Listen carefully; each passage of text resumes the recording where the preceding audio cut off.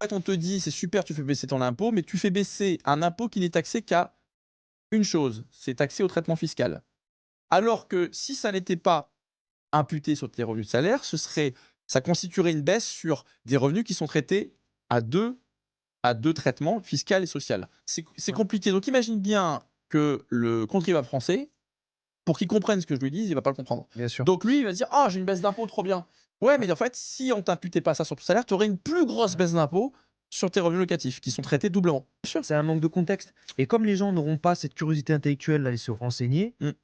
et ben, du coup, ils vont prendre ça à la lettre. Non, non, mais ils vont dire: «C'est super, l'État, augmente, les déficits fonciers». C'est-à-dire que si je fais plus de travaux, bah, je vais baisser mon impôt. Bah, non, en fait, tu vas baisser, ouais, tu vas baisser tes impôts liés à ton salaire, mais en fait, tu aurais pu baisser l'impôt de tes revenus fonciers beaucoup plus. Donc au Mmh. final, dans le global, tu perds de l'argent.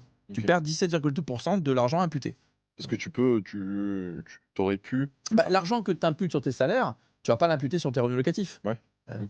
d'accord? Ouais. Donc c'est l'argent en moins que tu imputes sur tes revenus locatifs qui enfin, sur un revenu foncier qui lui est impacté et traité à 2 impôts, fiscal et social. Mmh.